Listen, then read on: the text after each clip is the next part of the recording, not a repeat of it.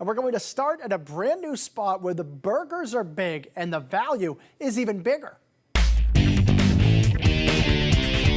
How would you eat a big, beefy, hand-packed burger dripping with sauce and stacked with toppings? Put it together, cut it, and attack it. I'm a cutter. I cut it into fours, actually. I started to cut it, and my girlfriend said, no, just eat it. Whether you smush it, slice it, or just have at it, the burgers at jW's Burger Bar in Scituate all have one thing in common. They're ridiculously juicy. Some people cut them. I think that's the smartest thing to do. They're so big, they kind of like drip down your neck and on your face. They're a handful. They grab two hands and they take a bite and it goes all over the place, but they love them. That's Joni Wilson, the jW in jW's Burger Bar, who along with her husband Jimmy Burke can be found cooking up all-natural beef burgers topped with everything from spinach, roasted peppers, and mozzarella to slow-roasted onions caramelized in port wine and Stilton cheese. I think blue cheese and beef go really well, like sort of apple pie and ice cream. I think it's a great combination. Then you throw in the caramelized onions with the port wine, and it really is a great, great flavor.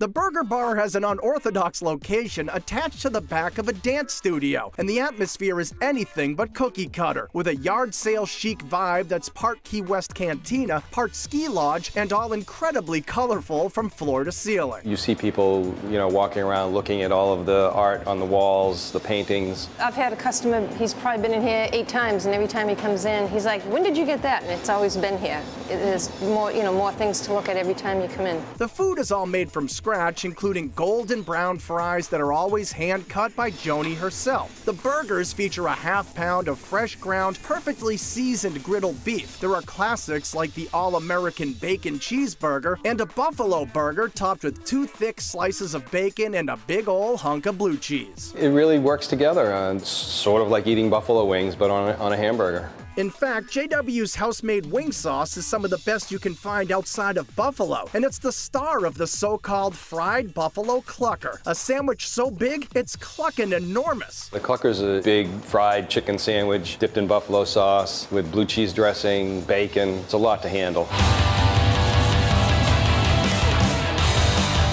In addition to buffalo wings and burgers, they also specialize in barbecue here. And some of the platters are so oversized, they're served on a tray instead of a plate, along with a side of golden buttery griddled cornbread. From the pulled pork to the baby back ribs, everything is dry rubbed and slow smoked. But you'll have to sauce it yourself, because this stuff is served the way authentic barbecue should be, completely naked. Traditionally, you don't sauce barbecue in the kitchen.